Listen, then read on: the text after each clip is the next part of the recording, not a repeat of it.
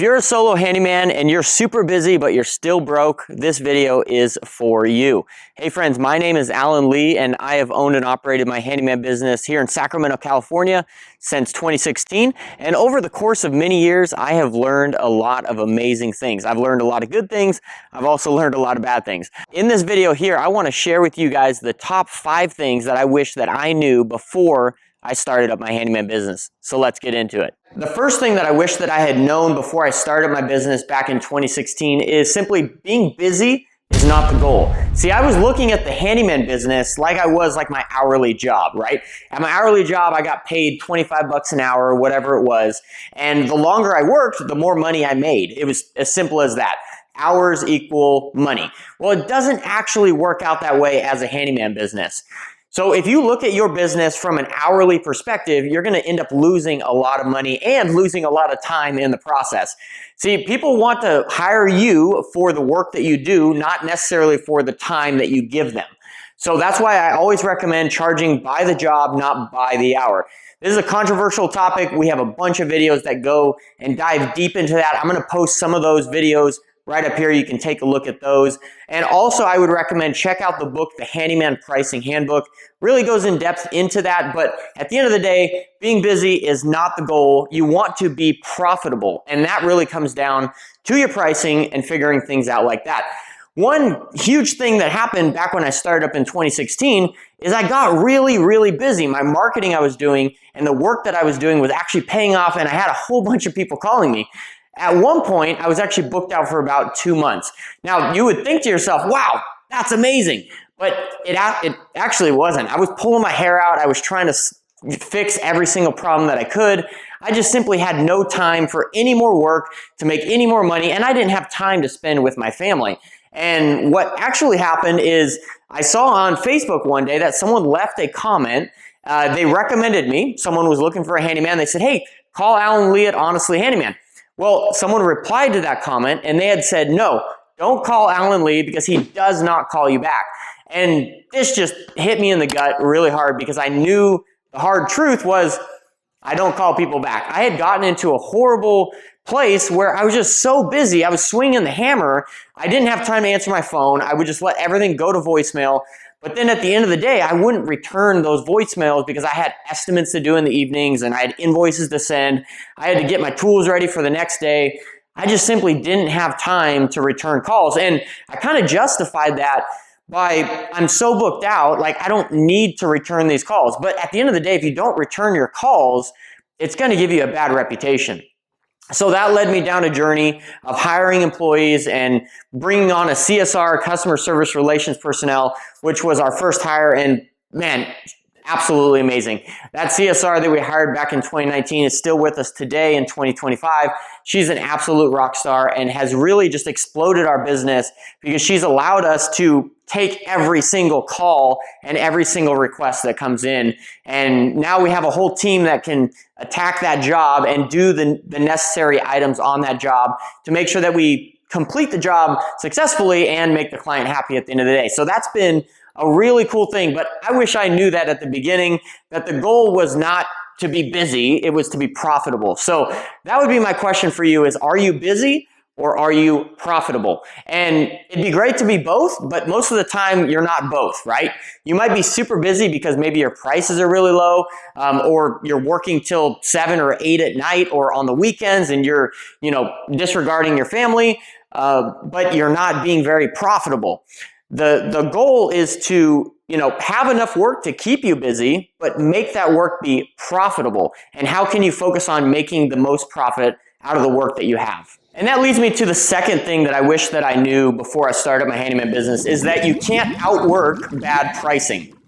If your pricing is bad, you're never going to make enough money. If you're simply not charging enough to cover your expenses and all your fuel and all the, materials that you need to pick up throughout the month, you're never going to make, the full nut payment at the end of the month with the work that you're doing. You cannot work any harder. You cannot work any longer. You cannot do anything to make ends meet. Well, you can, but you're going to end up being super tired, not being able to sleep, not being able to eat or anything. You're just going to be focused on the work that you're doing. So you have to get your pricing right. That's the probably one of the biggest things that I wish that I knew from the get-go is you have to get your pricing right. And again, I came into this business looking at it like it was an hourly job, not a business that I run. I was thinking, oh, I make 25 bucks an hour at my day job before that, so maybe I'll charge 50 bucks an hour. I literally just pulled that number out of thin air, and I'm like, charging 50 bucks an hour, that sounds great, making 50 bucks an hour.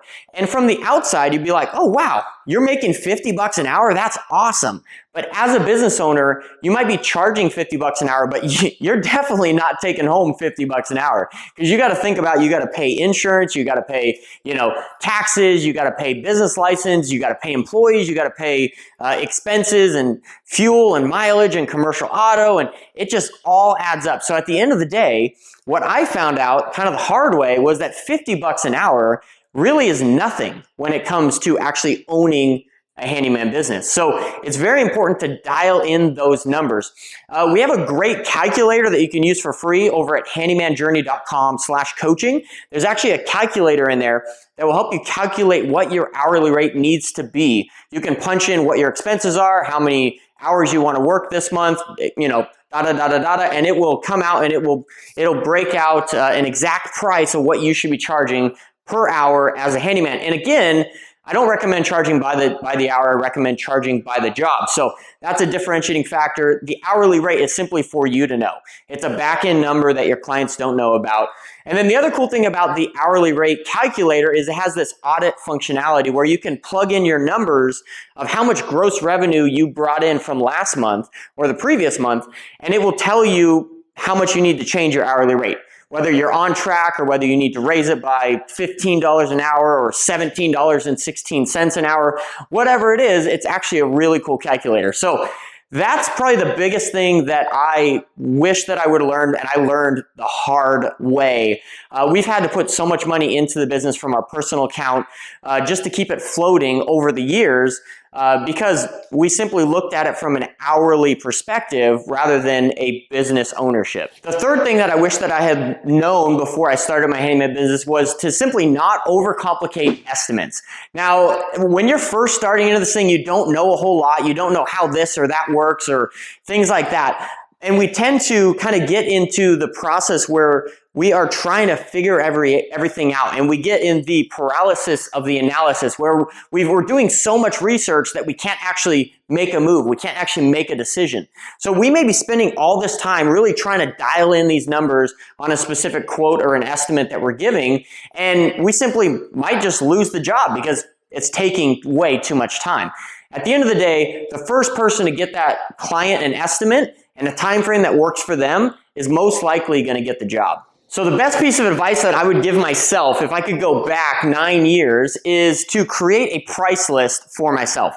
Now, there's a bunch of websites out there that you can use for generic price lists, like homewise.com is a great resource. It's not all that amazing, so don't put all your eggs in that basket. But what I would recommend to myself, if I was talking to myself back in 2016, is start creating a price list for myself. And what that looks like is write out every single job that you want to do. And this kind of gets into another topic, which is for another video, is what type of work do you want to do? What type of work is the most profitable for you? And what type of the work do you actually like doing? We particularly focus on small maintenance style honey-do list items. So like kitchen faucets, dryer vents, cleaning, garbage disposals, dishwashers, things like that. So create a list of all the things that you want to do. And then start timing yourself on the jobs and create a list of, okay, ceiling fan, an hour. Kitchen faucet, an hour. Garbage disposal, an hour and a half.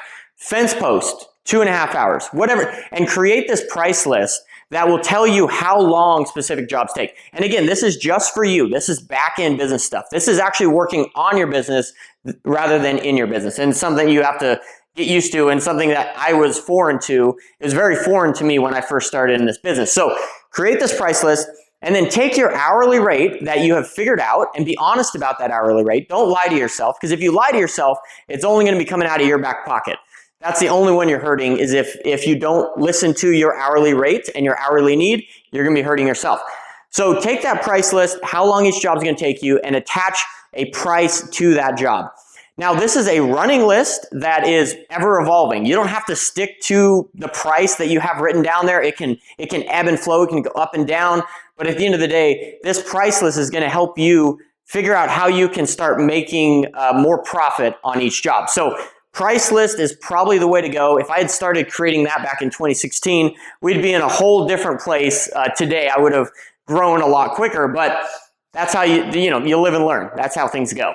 The fourth thing that I wish that I had known before starting up my handyman business is that systems save your sanity.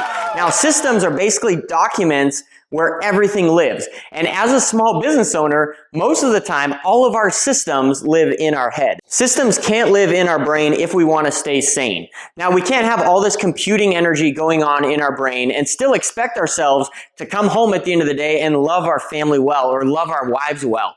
We just simply cannot do that. Our brains are not that like supercomputing. Like, we have to start writing stuff down. We have to start documenting things. So what I would recommend to me, if I could go back to 2016, is document everything. And the whole premise of this is what you track grows. So start documenting everything of how you do specific items. So for instance, I talked about our first hire of our CSR before. That was our very first system in our business that I actually wrote down. And the way that you do that is, in business, you're wearing all these hats. You're the CSR, you're the secretary, you're the estimator, you're the technician, you're the general manager, you're the payroll officer, you're the guy who does all the invoices, you're the chief accountant, you're all of these, right?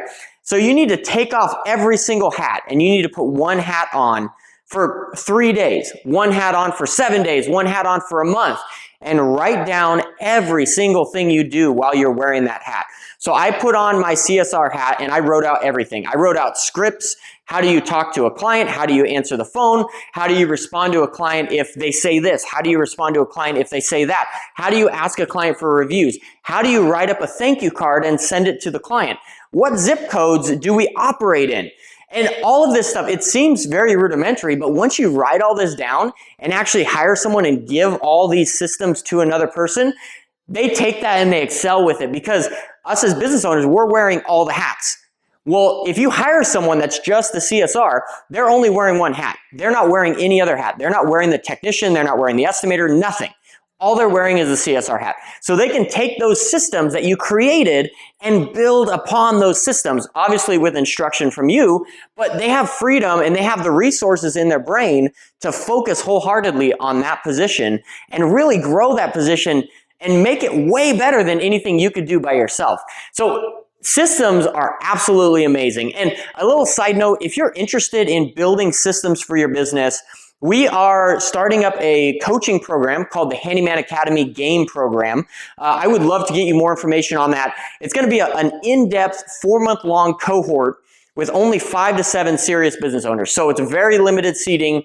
We're looking for kind of the cream of the crop, people that are actually serious about growing in their business and building systems just like this. If you're interested in that, I'll put a link down in the description below where you can set up a call with me to talk more about that. And also drop me a comment down below just so I know you're interested. I'll get you some more information on that. But systems are amazing at making sure that you stay sane. So I so wish that I would have learned that a lot sooner. But again, like I said, you live and learn, but I hope that I can help someone out with that information. That leads me to the 5th thing that I wish that I would have known before starting up my handyman business, and that's simply, you cannot grow without letting go. Now, far too often in my business, I've thought, and I've heard so many other people, I talk to handyman business owners almost every day, and they tell me the same thing. Alan, I can't trust other people to do the same quality of work that I do. Or I've tried hiring people in the past and they just simply don't uphold the culture and the ethics that I put into my work. I just simply can't. So if I want it done right, I simply just do it myself. I have thought this way so many times, and I know that a lot of people watching this video think the same as well. But at the end of the day, you cannot grow unless you let go. So what I shared before is that you need to take off every single hat, put that one hat on, create those systems. You need to create systems so good. I want to recommend a movie to you. It's called The Founder. And it's all about basically the building of McDonald's. Yes, McDonald's hamburger, that's what I'm talking about. So check it out, The Founder. It's a really good movie about creating systems and processes and really getting these things implemented. Another book that I'd recommend for you is The E-Myth Revisited by Michael Gerber. Great book, all about building systems and processes. And basically, it all comes down to this thought of, if you're one guy doing every single job, you are very limited in the amount of work that you can do because you can only do so much. You only have two hands, right? They haven't yet created people with 4, 5, 6 hands yet. We only have two hands, so we can only do so much work. So the way that you grow your business, any business, is by delegating the work. And the way that you get good people that do the work correctly is by creating systems and processes that are built around your company culture and your work ethic, so that you attract other people that have the same type of culture, the same work ethics, the same things like that get the job done in an appropriate manner. And then with that, you have to be slow to hire and quick to fire. It's a hard process because you have to be very diligent on who you want on your team, and you need to not be afraid of getting rid of the people that don't fit well with your company culture. Get rid of them very quickly. And you need to hire slowly. Make sure that you take your time hiring someone to make sure that you have the appropriate person on your team. Another book that I want to throw out there for you is called The Handyman Freedom Formula. This book I wrote this book a few years back for the handyman industry, and it's all about handyman business mindset and company culture. So it's all about the mindset that you need when you're a solo operator, but then how do you transition that into company culture and actually create a good company culture where you attract people that are much like you, have the same feelings, thoughts, desires as you, that want to please customers in the way that you want to please them, and actually at the end of the day do good quality work and get good reviews to show that. So if you could do me a favor and put this video in a time capsule, send it back to me in 2016, I'll check it out and I'll just have a rockin' business. That would be fantastic. If you made it this far in this video, I wanted to say thank you so much. You are a diehard supporter of this channel and I greatly appreciate you. I'd love to hear from you. I love to hear from every single person that watches my videos. Drop a comment in the comment section below. Just say, hey, what's up, Alan? Great to see you. Also, drop down what the biggest struggle that you have currently in business. I would absolutely love to hear it. You can also set up a free call with me at any time. I love to just chat with other handyman business owners. So you can do that at handymanjourney.com/schedule, and you can set up a free call with me. Thank you guys so much for watching this video. We got videos coming out every Monday, Wednesday, and Friday. So be sure to like and subscribe to this channel so you don't miss a beat. Have a great day, everyone, and don't forget to be a blessing.